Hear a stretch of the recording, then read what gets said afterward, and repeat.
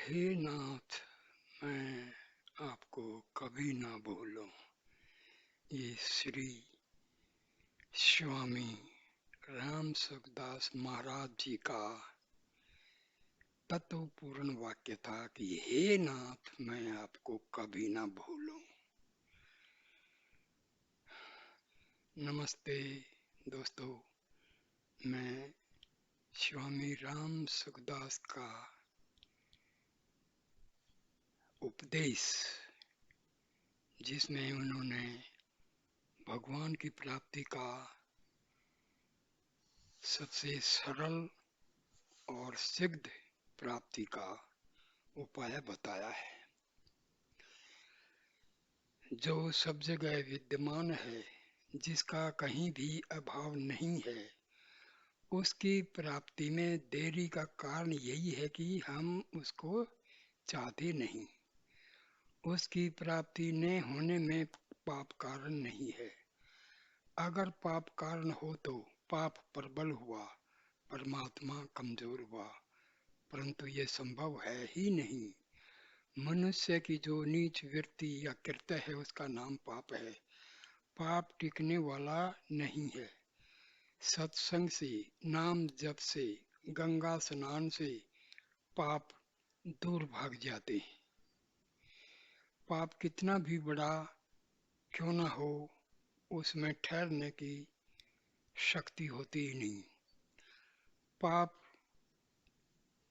नाम की कोई चीज वैसे वास्तव में है ही नहीं। केवल परमात्मा की ही एक शक्ति है।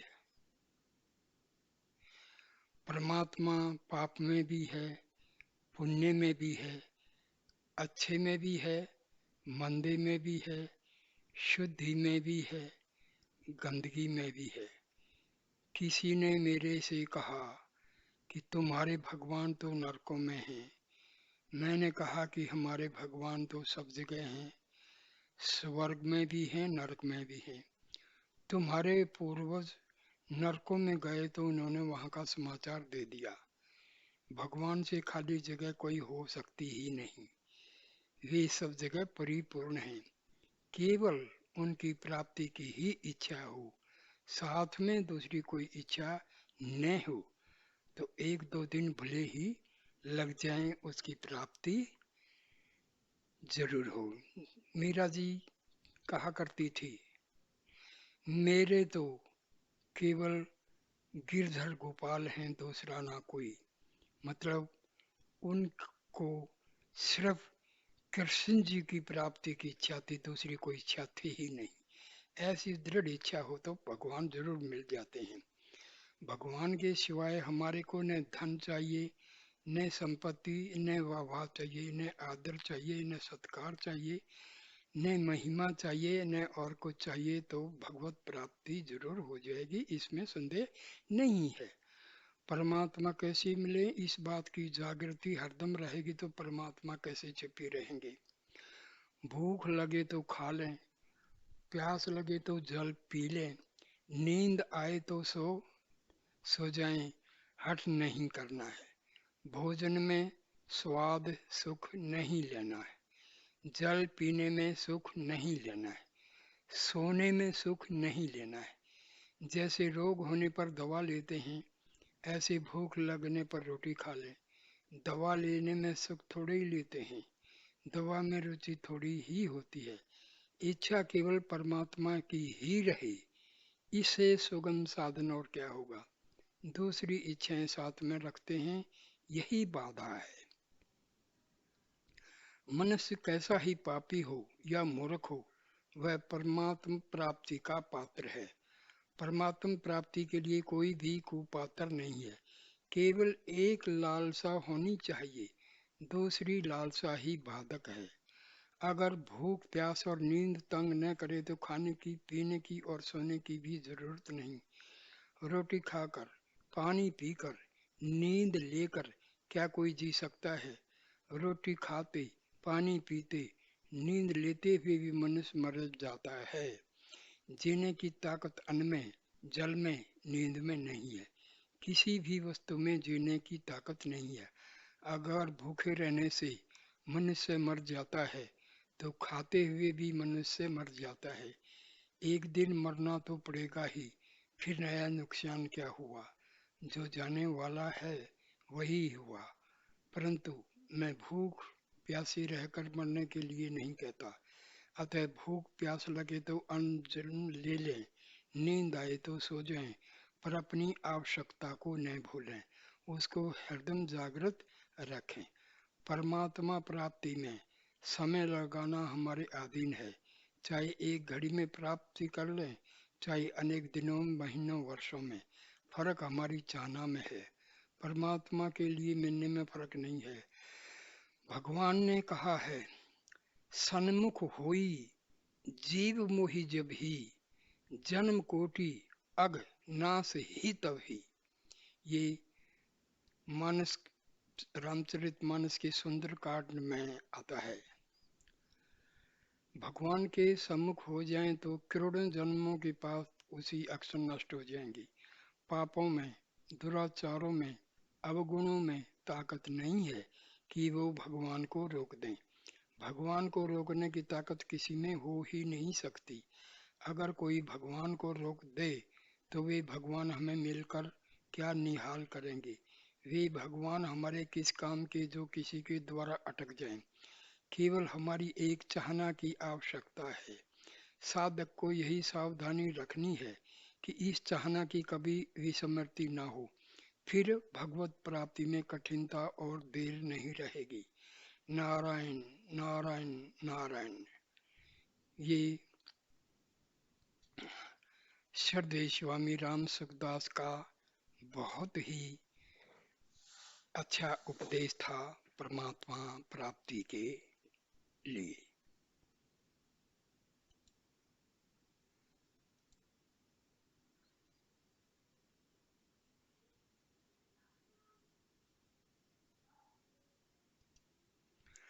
हमारी आवश्यकता परमात्म तत्व की है।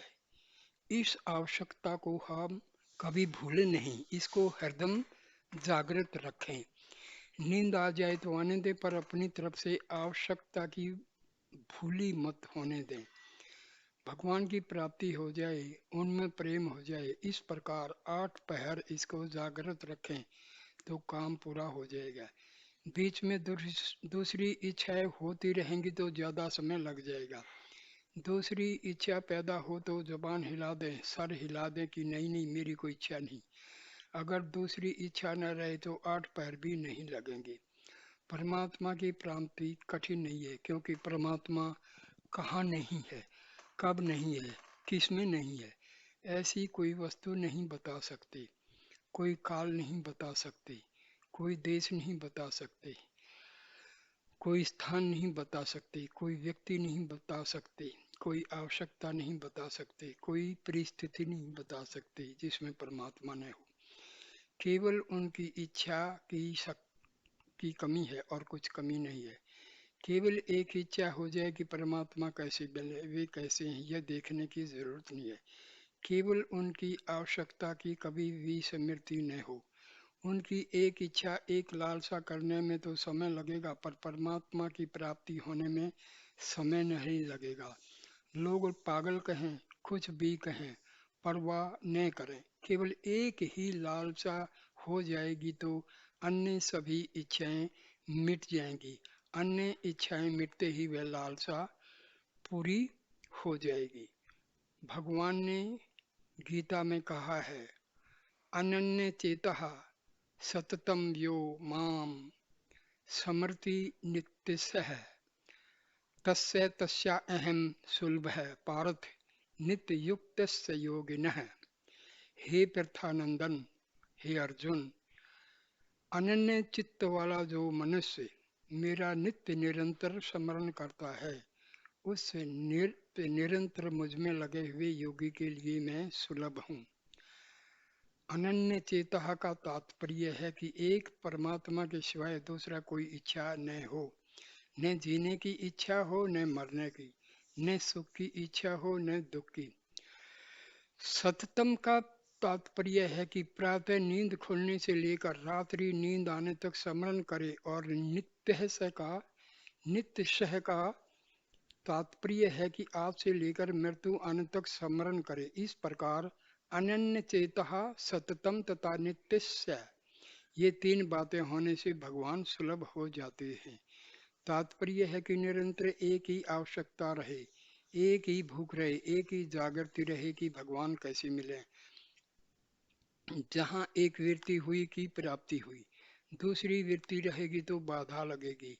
एक वृत्ति होने में कोई कठिनता भी नहीं है, कारण कि एक परमात्मा के सिवाय दूसरी कोई वस्तु टिकने वाली है ही नहीं, फिर उसमें आसक्ति कैसे टिकेगी, वृत्ति कहाँ जाएगी। किसी भी वस्तु में ताकत नहीं है कि वे हर जगह रहे, हर समय रहे, हर वस्तु में रहे, व्यक्ति में रहे, हर अवस्था में रहे, हर परिस्थिति में रहे। परंतु परमात्मा का किसी भी देश, काल, वस्तु, व्यक्ति, अवस्था और परिस्थिति में अभाव नहीं है। परमात्मा के बिना कोई चीज है ही नहीं।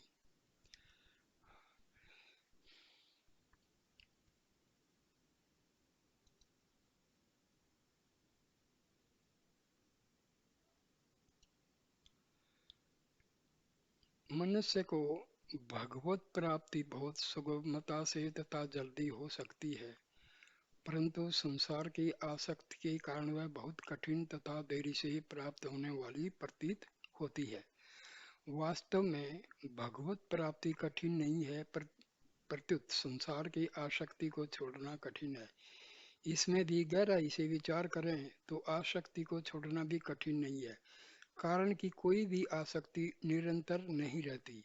आसक्ति मुख्य रूप से दो ही चीजों की होती है, भोग की और संग्रह की।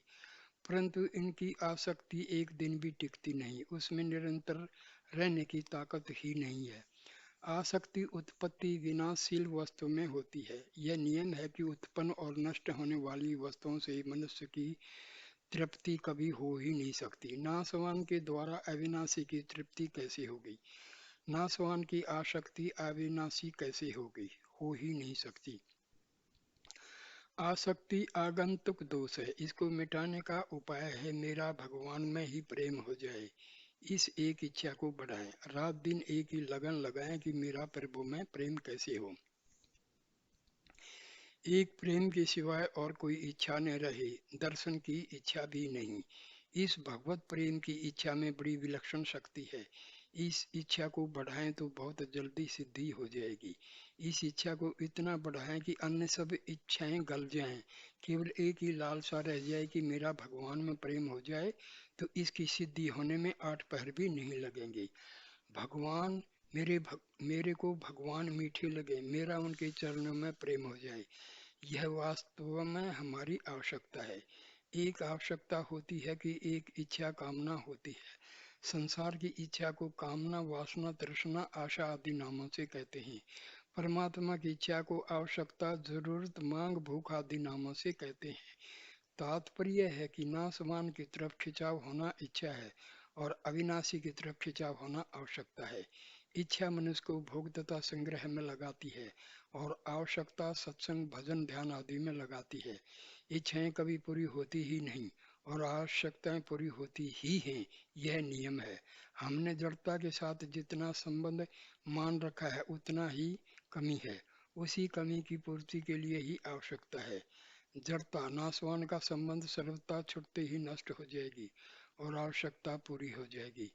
संपूर्ण इच्छाएं आज तक किसी की पूरी नहीं हुई। कितना ही धन मिल जाए, कितनी संपत्ति मिल जाए, कितना ही वैभव मिल जाए, कितना ही भोग मिल जाए, यहाँ तक कि अनंत ब्रह्मांड मिल जाए तो भी इच्छा कभी पूरी नहीं होगी, बाकी रहेगी ही। परंतु आवश्यकता पूरी होती ही है, कभी मिटती ही नहीं। किसी भी वस्तु की कोई इच्छा कभी पूरी नहीं होगी, मिटती नहीं। किसी भी वस्तु को कोई इच्छा या आसक्ति नहीं रहेगी तो आवश्यकता निसंदेह पूरी हो जाएगी। हे नाथ, मेरे नाथ, मैं आपको कभी भूलूं नहीं। इस सरदेव स्वामी जी महाराज हमेशा ये कहा करते थे। सरदेव जी हमेशा कहते हैं कि परमात्मा प्राप्ति में तो 24 घंटे भी नहीं लगते हैं, यदि दृढ़ इच्छा हो, श्रद्धा हो और दृढ़ विश्वास हो। तो एक सज्जन थे, उन्होंने स्वामी जी से पूछा, स्वामी बार बार आप कहते हैं कि परमात्मा प्राप्ति तो 24 घंटे में हो सकती है, क्या ये सच है? तो स्वामी जी ने कहा, बिल्कुल सच है। तो उस सज्जन पुरुष ने ये दृढ़ इच्छा अपने मन में पैदा की और एक रात जो है बैठ गए। पूरा जो है उन्होंने प्रबंध कर लिया, अकेला एकदम से, जहाँ किसी प्रकार का कोई शोर नहीं, कोई दूसरा इंसान नहीं, और नहा धो करके अच्छी जो है आसन लगा के बैठ गए। धूप धूप बत्ती वगैरह सब, ज्योति वगैरह सब प्रबंध कर लिए। उनको कुछ देर के बाद में बहुत आनंद आने लगा और लगा कि आज तो परमात्मा का दर्शन हो ही जाएगा। कई कुछ दो चार घंटे बीतने के बाद जो है उनको खूब आनंद आने लगा और उनको पूरा विश्वास हो गया कि अभी बस परमात्मा के दर्शन होंगे। लेकिन अचानक क्या हुआ, उनको दिमाग में आ गया कि ऐसा कुछ किसी को भी नहीं होता है, मैं तो एक साधारण इंसान हूँ, ऐसा होना संभव नहीं है, ये तो बहुत मुमकिन बात नहीं है। बस यही अविश्वास जो है, उसका जो आनंद आ रहा था, शांति हो रही थी और भगवान के मिलने की जो उम्मीद थी, वो सारी उसके अविश्वास ने नष्ट कर दी। अगले दिन उन्होंने स्वामी जी के सामने सारी घटना बताई, तो स्वामी जी ने कहा, भाई श्रद्धा हो सच्ची, लगन हो सच्ची और विश्वास हो सच्चा तो परमात्मा मिलते हैं। आप में लगन जरूर थी, इच्छा भी थी, लेकिन विश्वास आपका डिग गया तो फिर कैसे होगा? तीनों चीजों की आवश्यकता जरूरी है। नमस्ते दोस्तों, आप इस वीडियो को लाइक करें, कमेंट करें और शेयर करें तथा मेरे चैनल को सब्सक्राइब करें। नमस्कार नमस्कार, शांति शांति शांति।